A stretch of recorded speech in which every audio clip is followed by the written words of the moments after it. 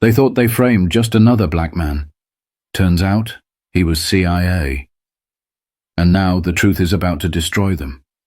The road is quiet, nothing but the soft hum of passing cars. It's late. Too late for most people to be out unless they have somewhere important to be. On a dimly lit stretch of highway in Birmingham, Alabama, a black man in his late 30s drives a sleek black SUV, hands steady on the wheel, eyes sharp. He's been here before, stopped at night, questioned, scrutinized. It's nothing new. He tells himself to stay calm, but this time, something feels different. Then, flashing lights. A police cruiser pulls up behind him. The siren wails once, just enough to send a message. He glances in the rearview mirror, exhales. He signals, slows down, and eases onto the shoulder. Everything by the book. Inside the cruiser, officers Clayton and Reynolds exchange a look. He fits the description, Reynolds mutters, already reaching for his radio. Clayton smirks. Doesn't matter. Let's see what we find. They step out, moving slow, deliberate. One taps the flashlight against his palm before aiming it straight at the driver's window. The man inside doesn't flinch. He rolls down the window, keeping both hands on the wheel. Evening, officers. What's the problem? Clayton leans in. License and registration. His tone is flat, but his eyes say something else, like he's already made up his mind. The man reaches for his glove compartment. Mind if I... Slowly, Reynolds interrupts, hand resting on his holster. The SUV's interior light flicks on as the man pulls out his documents. He hands them over without a word. Clayton studies the license. Where you headed this late? The man keeps his voice even. Home. Reynolds shines the light across the passenger seat, then the back seat. Driving kind of fast back there. That's a lie. He was driving exactly the speed limit. He knows it. They know it. The man doesn't argue. He just watches, listens, waits. Clayton takes a step back, clicking his tongue. Mind stepping out of the vehicle? Now, the man finally reacts. Just the slightest shift of his eyes. Is there a reason for that? Reynolds' hand tightens on his holster. You resisting? The man sighs. He's been here before. But he has no idea just how bad this is about to get. But something is off. They're not just looking for a reason to write a ticket. They're looking for something more. The night air is thick, the kind that clings to your skin and makes you restless. The man steps out of the SUV, slow, deliberate, hands visible, shoulders squared. He's been in worse situations. He tells himself to breathe. Officer Clayton walks around him like a predator sizing up prey. Reynolds stays by the open driver's door, eyes scanning the interior, searching. You got anything illegal in the car? Clayton asks, voice laced with artificial politeness. No, the man replies, calm but firm. You sure? I'm sure. Reynolds chuckles under his breath. Mind if we take a look? And there it is. The man knows the game. Say no, and they'll make something up. Say yes, and they'll find something that wasn't there before. I don't consent to searches, he says evenly. Clayton clicks his tongue. See, that's interesting, 'cause we got probable cause. Reynolds leans into the car, reaching under the driver's seat. His body blocks the view, but the man doesn't miss the slight jerk of his arm, the way his elbow moves like he's tucking something into place. Then, Reynolds pulls back, holding a small bag of white powder between his fingers. His face lights up like he just won a prize. Well, well, what do we have here? The man stares at the bag, then at them. His pulse kicks up. Not out of fear, but out of cold, calculated rage. He knows what just happened, and they have no idea who they just did this to. Clayton grins. Looks like we got ourselves a little problem. Reynolds slaps the cuffs on him. Tight. Too tight. You have the right to remain silent, he starts, but his voice carries none of the usual weight. It's just procedure to him. A joke. The man clenches his jaw as they push him against the hood of his SUV. He's trained for moments like this. He could disarm them both in seconds, but not yet. Not now. Anything you say can and will be used against you in a court of law. The words blur as the man stares at the planted evidence in Reynolds' hand. His mind sharpens, already calculating the next move. Because what they don't know is that he isn't just some guy they can throw away. And they just made the biggest mistake of their lives. But they think they've won. They think this will be easy. What they don't realize is that the real fight hasn't even started yet. The cold steel of the cuffs bites into his wrists as they shove him into the back of the squad car. The door slams shut, the sound final, like a gavel coming down. He stares straight ahead, expression unreadable. Years of training taught him control over his body, his emotions, his instincts. Right now, that control is the only thing stopping him from saying something that could make things worse. Outside, Clayton and Reynolds share a quiet laugh. Their job is done. Another statistic, another easy arrest. Reynolds leans against the car, shaking his head. Guy thought he was slick. Clayton snorts. Yeah, well, he's gonna learn real fast how things work around here. They think this is just another routine stop. Another black man who won't be believed. Another case that'll fly under the radar. They couldn't be more wrong. As the car pulls away, the man watches the city pass by, neon lights flickering against the glass. He could break their entire operation with one phone call. But he won't. Not yet. He needs to see just how deep this goes. And that starts with playing the role they expect him to. At the station, the process moves fast. Fingerprints, mugshot, the whole routine. Full name? The officer at the desk asks, barely looking at him. He considers lying, giving them a name that means nothing. But then, he remembers who he's up against. If they run his real name, alarms will go off in places these cops don't even know exist. So he says nothing. The officer sighs, turns to Clayton. No ID? Clayton shrugs. Guy refused to give us anything. It's a lie. A lazy one. But in a system built to believe them over men like him, it doesn't matter. He's tossed into a holding cell, the heavy door clanking shut behind him. Around him, other men sit slumped against the walls, staring at the floor. Some look like they've been here for hours, others, days. One of them, a younger guy with tired eyes, glances at him. What they get you for? He exhales slowly. Doesn't matter. Because in the morning, this entire station will have its world turned upside down. But tonight? Tonight, they sleep easy. Because they have no idea what's coming. The courtroom is packed. Reporters fill the benches, cameras flashing, microphones poised. A case like this doesn't usually make headlines. Not when it's just another so-called drug bust. But something about this one? It caught fire. The prosecution stands confident. The district attorney, a man who's built his career on tough sentencing, smirks as he straightens his tie. He thinks this is already in the bag. The accused sits at the defense table, wrists free now, but his body just as still, just as controlled. He's been waiting for this. Clayton and Reynolds sit a few rows back, arms folded, their eyes sharp but relaxed. Like men who believe they have nothing to worry about. The judge enters. The jury takes their seats. Then, the trial begins. The prosecution wastes no time. They paint a picture, one that's been rehearsed 1,000 times before. This is a case about law and order, the DA says, his voice even, authoritative. These officers did their job.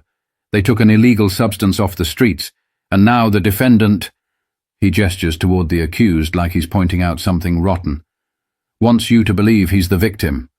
The jury listens, nodding along. A few of them glance at the accused, their expressions unreadable. Then comes the so-called evidence. The bag of powder. The officers' reports, practically identical, as if they were copied from the same template. Body cam footage? Unfortunately unavailable due to a technical malfunction. A murmur ripples through the crowd. But it doesn't last long. The DA presses on. He lays it all out. The arrest, the findings, the man's refusal to give his name at the station. He thinks he's sealing the deal. Then the defense stands. A tall, composed attorney, one the prosecution never expected to see on a case like this. She doesn't rush. She doesn't argue. She lets the room settle. Then, she looks the jury in the eyes and asks one question. Do you believe in coincidences? A beat of silence. The DA frowns. She turns, gestures toward the officers. Because these men, they'd really like you to. She smiles, but there's no warmth in it. The courtroom stiffens. Something is about to shift.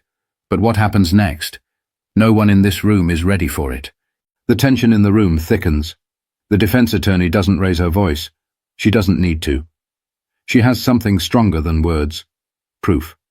She steps to the table, picks up a folder, and slowly flips it open. The jury watches her every move. You heard the prosecution's version of events, she says. Now, let's talk about facts.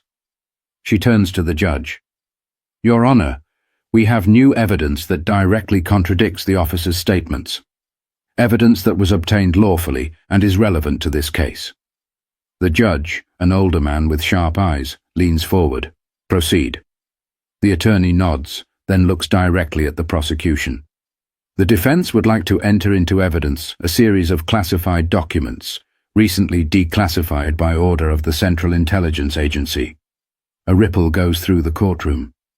The DA's face twists with confusion, and for the first time since this trial started, a flicker of uncertainty crosses his face.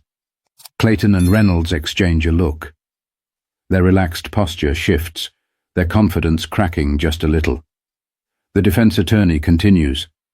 These documents confirm the identity of the accused, not as a criminal, not as a man carrying illegal substances, but as a deep-cover CIA operative working on a highly classified domestic intelligence case.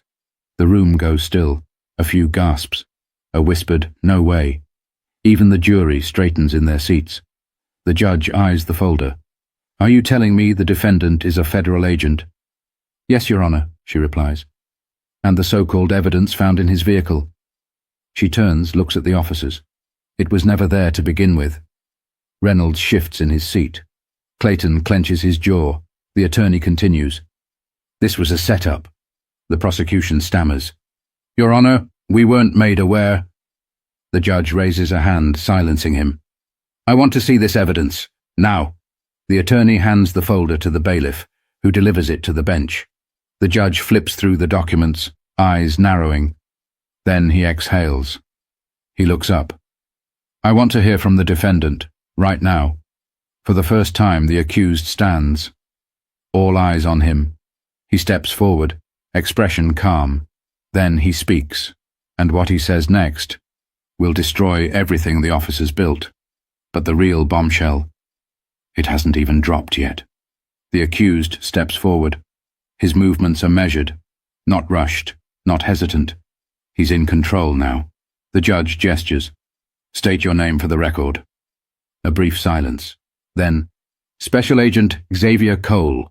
The room erupts, gasps, whispers, reporters scrambling to take notes. The officers stiffen. The DA pales. The judge bangs his gavel. Order. The murmurs die down, but the energy in the room shifts. Xavier continues, voice calm, but unwavering. I've worked undercover for the CIA for the last 7 years, specializing in domestic intelligence and corruption investigations. And I wasn't pulled over that night by accident. Clayton and Reynolds tense. The jury leans in. Even the judge appears rattled. Xavier keeps going. I was investigating a string of wrongful arrests tied to these 2 officers. More gasps. He turns, looks directly at Clayton and Reynolds. You were already under federal surveillance, Xavier states. You just didn't know it. Clayton clenches his fists. Reynolds shifts uncomfortably. The defense attorney steps forward. Your Honor, we have another piece of evidence to submit. She gestures to the side of the courtroom. The doors swing open, and in walks a federal agent, a laptop in hand. He strides forward, setting the laptop on the evidence table. With a few clicks, he pulls up a video. The screen lights up. The courtroom watches. It's the body cam footage. The same footage that supposedly malfunctioned. And it plays everything. The traffic stop. The search. The moment Reynolds reached under the seat and planted the bag. The room erupts again. Reporters rush to write down what they're seeing. The DA's face twists in shock. Clayton lunges forward. "That's fake. Sit down, officer," the judge snaps.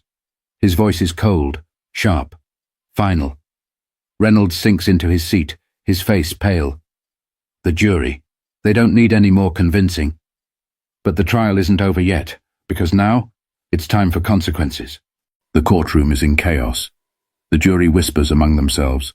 The prosecution looks like a sinking ship. And the two officers, they know it's over. The judge straightens. "Bailiff, take officers Clayton and Reynolds into custody pending further investigation." Clayton jolts to his feet. "This is a setup." His voice cracks with desperation. The bailiff grips his arm. "Let's go." Reynolds doesn't even resist. His face is blank, hollow. He knows there's no way out. The jury watches them being led away in cuffs, the same way they've led others. Xavier doesn't move, doesn't smirk, doesn't gloat. He just watches. The DA scrambles to salvage what he can. "Your Honor, we were unaware." The judge cuts him off. "Then you didn't do your job." His voice is sharp, cutting through the tension like a blade. He turns to Xavier. "Agent Cole, you're free to go. This case is dismissed with prejudice." The words land with weight. It's over. But outside the courtroom, it's only just beginning. Outside, the world is watching. The courthouse steps are flooded with reporters, microphones, flashing lights. Xavier steps out, flanked by his attorney. The air buzzes with questions. "Agent Cole, what happens now? What does this mean for past cases these officers worked on? How deep does this corruption go?" Xavier stops, turns to face them. "This isn't just about me," he says, voice even. "It's about every person who was thrown behind bars because no one believed them. And now, we uncover the rest." The reporters scramble to capture every word. Because this case, it just cracked something much bigger open. But what happens next will shake the system to its core. The trial ended. But the real fight was only beginning. In the weeks that followed, every case tied to Clayton and Reynolds was reopened. Dozens of convictions overturned. Men and women who had been silenced were finally heard. The department, under federal investigation. The DA, forced to resign. The city, torn apart by the truth. But for Xavier Cole, this was never about revenge. One night he stood outside the courthouse looking out at the world beyond the flashing cameras and breaking news headlines. A young man approached him, nervous, hesitant. "They locked me up on fake charges too," he said, voice barely above a whisper. "But no one ever believed me." Xavier met his gaze. "They do now. That's the thing about the truth. You can bury it. You can twist it. You can lock it away, but you can't erase it. Not forever. And when it finally comes out, it changes everything. Your voice matters. Your rights matter. If you believe in justice, if you believe in truth, share this story. Let the world see what happens when corruption is exposed. Hit the like button, subscribe, and let's make sure stories like this don't stay in the dark.